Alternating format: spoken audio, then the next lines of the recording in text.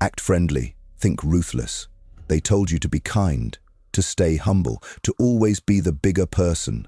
But tell me this, when has that ever stopped betrayal? When has being good ever protected you from someone using your openness to cut you clean in half? They teach you to expose your soul, but never teach you how to defend it. You shared your pain and they fed off it. You confess your dreams and they laughed behind your back. That's not weakness. That's misplaced trust. You are not in a world of saints. You are in a battlefield of masks.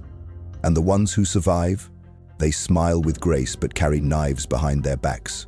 They know how to act friendly, but think ruthless. Niccolò Machiavelli said, "Everyone sees what you appear to be. Few experience what you really are." That's your edge. You don't need to shout your power. You hide it behind calm eyes and silent calculation. The moment you reveal your full self, you've already lost leverage. People can't destroy what they can't define. You want real strength? Then move in mystery. Speak kindly, but never explain. Listen deeply, but never disclose. You think being honest makes you real. But in this world, being too real makes you a target. They will study you, not to understand, but to weaken. They will smile in your face while quietly adjusting the blade. So what's the rule? Be warm, be helpful, but never obvious. They can feel your charm, but they should never touch your truth. Because when you speak less, they assume more. And in that confusion, you gain control. The most dangerous man in the room is not the loud one. It's the quiet one. The one who knows more than he says, sees more than he reveals, and plays nice until he doesn't. Your smile is a shield, not a surrender. They'll tell you to smile to make friends, to show warmth, to be liked. But if you're not careful, that smile becomes a weakness, not a strategy. In a world of wolves, your friendliness can be mistaken for softness, and that softness becomes a scent that predators follow. The truth, your smile should never be your surrender. It should be your disguise, the mask that keeps people calm while you stay calculating. A smile makes people drop their guard, and when their guard drops, you get the advantage. Niccolò Machiavelli didn't fear charm, he weaponized it. He believed the appearance of virtue was more powerful than virtue itself. So when you smile, it's not to be harmless, it's to keep control. It's to make them underestimate what you're capable of. You don't need to scowl to be dangerous. You don't need to shout to be respected. The quiet man who speaks with ease, moves with grace, and smiles with poise, while hiding cold steel behind the eyes, is far more feared than the loud one trying too hard to seem tough. Friendly men get access, angry men get resistance. If you act kind, people open their doors, their thoughts, their habits. They reveal the very information you need to win without conflict. That's not manipulation. That's intelligence. Let others waste energy proving how hard they are. You, on the other hand, remain smooth, calculated, clean. Your friendliness is not for bonding, it's for scanning. Your politeness is not for approval, it's for positioning. Every time you walk into a room, act like the most pleasant man alive. Make them relax, make them talk, make them think you're safe. But behind that smile, you're observing every move, every glance, every weakness they accidentally reveal. Because once they feel comfortable, they become careless. And when people get careless, they expose what they would normally guard. That's when your real game begins, not with noise, but with knowledge, not with reaction, but with restraint. And if someone tries to test you, you don't panic. You don't break character, you stay in control. Because once they realize you can stay calm under disrespect, they begin to fear what else you're capable of. Friendliness is not a weakness if you choose when and how to use it. Think of it like a blade hidden in silk, smooth to the touch, deadly when drawn. You're not here to be anyone's comfort zone. You're here to disarm them without a fight. So remember this: smile often, speak warmly, and never let them know you're 10 steps ahead. Act like you're listening when in fact you're studying. Act like you're soft when in truth you're unshakable. This is social warfare, and the smartest soldiers wear no armor, show no emotion, and strike only when the outcome is already decided. Information is ammunition. Stop giving it away. Every word you speak is ammunition, for or against you, and the sad truth is, most people are handing out bullets to the very people who'll shoot them. They call it opening up. I call it leaving yourself wide open to attack. You think they're listening to understand you. Most aren't. They're collecting, storing, taking mental notes they'll use later when you're weak, when you're rising, or when you're not useful anymore. That's the psychology of control, and most never see it coming. Niccolò Machiavelli warned, "He who reveals his intentions will always be vulnerable." Why? Because intentions give people something to block. Goals give people something to sabotage, and emotions give them a lever to pull when they want control. You don't have to lie, but you must limit. You must be selective. You don't speak to be understood, you speak to observe. The more they talk, and you don't, the more they reveal, and the less you expose. That's power. They want to know what drives you, what scares you, what you want. And the moment you give it away, you give away control of the frame. You hand them the blueprint to your inner system, and they will hack it. When people don't know your pressure points, they can't press them. When they don't know your fears, they can't trigger them. And when they don't know your next move, they can't stop you. Mystery makes you untouchable. You must become the man of few words, but deep ones. Speak in principles, not in plans. Respond with calm, not confessions. Reveal values, not vulnerabilities. The more general your words, the harder they are to weaponize. Every time you tell someone your why, you give them power over your motivation. Every time you explain your past, you give them insight into what shaped you and how to manipulate it. Keep it vague, keep it clean, keep it cold. The moment you feel the urge to explain yourself, pause. Ask yourself, what am I about to give away, and who am I giving it to? Because not everyone who smiles at you has your peace in mind. Some want your pieces. So let them talk, let them share, let them feel seen. Meanwhile, you stay unreadable. That's how you become the mystery they can't figure out and the force they can't control. That's when respect shifts in your favor. Machiavellian power isn't loud, it's surgical. It's knowing when to speak and when to let silence speak louder. It's keeping people curious but never satisfied. It's staying 10 steps ahead by saying less and watching more. So stop explaining, stop confessing. You owe no one access to your inner world. Your thoughts are your kingdom. Guard them, like a king who knows spies are everywhere. Control the frame or be framed. There's something darker than manipulation. It's framing, shaping how others perceive you before they even realize it. If you don't control the frame, someone else will, and when they do, they write your story, and you're just a side character in it. Most people live inside someone else's version of them. They let others define their tone, their intent, their strength. You say one sentence, they twist it. You make one move, they label it. If you're not framing yourself first, you're already being reframed. The frame is the silent lens, the context. If you're calm, are you powerful or passive? If you're private, are you mysterious or weak? You decide the answer before anyone else does, by owning the frame of your identity from the start. Niccolò Machiavelli knew this well. Perception is stronger than truth. So instead of chasing people's approval, you establish their interpretation. You don't just enter a room, you shape how the room reacts to you with silence, posture, tone, and choice. The man who controls the frame doesn't explain himself. He lets others fill in the blanks. He doesn't overreact when accused. He pauses, watches, then redirects. He doesn't beg to be understood. He speaks once and lets the silence do the rest. That's how you dominate social dynamics without force. Framing isn't about lies, it's about architecture. You decide the structure of meaning. You decide what looks like power, what looks like weakness. And you play your role on your terms, not theirs. People will test you to shift the frame. They'll joke to see if you laugh too much. They'll insult to see if you react. They'll compliment to see if you crave validation.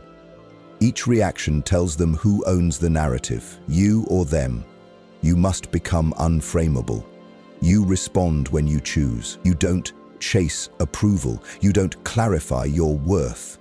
You act, they interpret, but never get access to the real calculation behind your actions. That's how power becomes invisible, but felt. Never explain your silence. Let it be intimidating. Never justify your distance. Let it be interpreted as power. Never try to correct their assumptions. Let their wrong guesses keep them off balance. The game is not fairness, it's dominance of perception. So stop reacting, stop defending yourself. People create frames to trap you inside them. Your job is to create your own and hold it with composure, even when it's attacked, especially when it's attacked. In the end, you're not just a man. You're an idea in their minds. And the stronger, colder, more calculated that idea becomes, the harder it is for anyone to control you. That's how you become untouchable. Silence is the most strategic response. Silence isn't absence, it's dominance. When everyone else is speaking just to be heard, the man who says nothing becomes the one everyone watches. You don't need to argue, explain, or defend yourself, because when you're silent, people project power onto you. They fill in the blanks with their own fears, their own expectations, their own insecurities. That's the brilliance of it. Your silence becomes their mirror, and the louder they get trying to figure you out, the more they reveal about themselves, not you.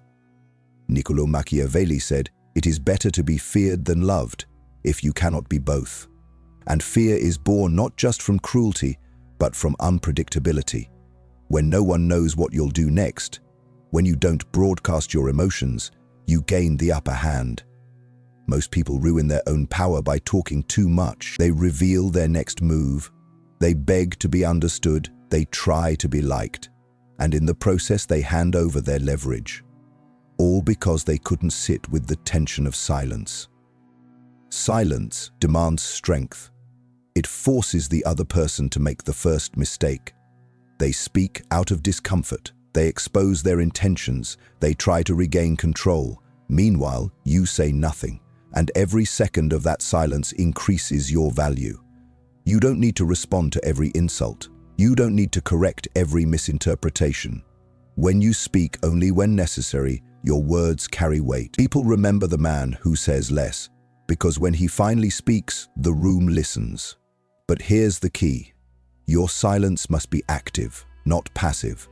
You're not zoning out, you're observing everything. You're calculating reactions, testing patience, gauging pressure. You're gathering information while they assume you're just quiet. That's how silent men win in loud rooms. They appear uninvolved, yet they control the tempo. They never show their real hand, yet they know everyone else's cards. They don't interrupt, they absorb, then strike when the time is right. You must resist the urge to fill awkward space. Let others grow nervous, let them fidget, let them try to please you. That imbalance of comfort gives you invisible control. You become the one they try to impress, explain themselves to, win over. In social warfare, words are often traps. The more you speak, the more targets you give. But when you say nothing, they have nothing to attack, only uncertainty. And uncertainty is the birthplace of dominance. So make silence your ally. Let others exhaust themselves. You keep your energy. Let them rush to be heard. You wait to be respected. And when you finally speak, you speak with impact, not desperation. The strongest response isn't always a counterattack. Sometimes it's pure composure. No movement, no noise, just unshakable presence, while they expose everything and you expose nothing. Kindness without boundaries is a weapon against you. Kindness without limits isn't noble, it's suicidal. You think you're being generous, but all they see is someone easy to bend. The world doesn't respect unguarded kindness, it consumes it. If you offer yourself without edges, they'll keep cutting until there's nothing left. In Machiavellian terms, a man without boundaries is not good, he is exposed. You were taught that kindness wins hearts. But here's what they never said. It also attracts manipulators, users, and emotional leeches.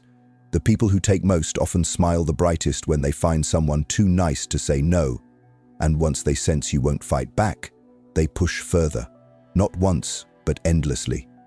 Because weakness rewards aggression. Niccolò Machiavelli warned us.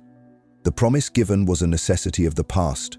The word broken is a necessity of the present. That's what people do with your kindness. They use it when they need you, then break it when it no longer serves them. You're not dealing with gratitude. You're dealing with opportunism. And kindness, without force behind it, becomes a contract they'll happily violate. So what's the solution? Strategic kindness. Give with purpose, not guilt. Help, but keep score. Smile, but never make yourself emotionally dependent on their reaction.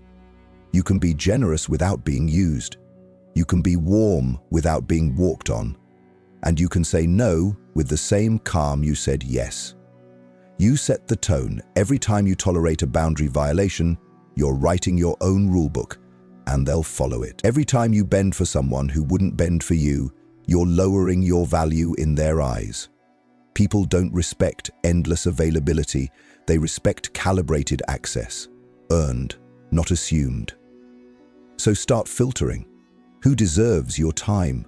Who earns your kindness? Who has proven they're not just extracting value, but giving it? Because Machiavellian power is not about cruelty, it's about self-preservation. You don't cut people off out of hate. You cut them off to stay sharp. Your kindness must become rare, and that's what makes it powerful. Not everyone deserves your patience. Not everyone gets your effort. Some people only understand the language of distance, the strength of silence, and the finality of walking away without emotion. So be clear. You're not turning cold, you're turning clean. You're no longer offering warmth to those who spit on your fire. You're no longer breaking yourself to keep others comfortable. You're not a savior. You're a strategist. The day you place a boundary and enforce it with calm, unshakable certainty is the day you begin to transform. You don't need to yell. You don't need to justify. You just decide. And that quiet decision echoes louder than any kindness ever could. Be unreadable. The power of emotional control. People don't fear the loud. They fear the unreadable. The ones who don't flinch when provoked. The ones whose facial expression stays calm even when the room is on fire. Because when people can't read your emotions, they can't control your reactions.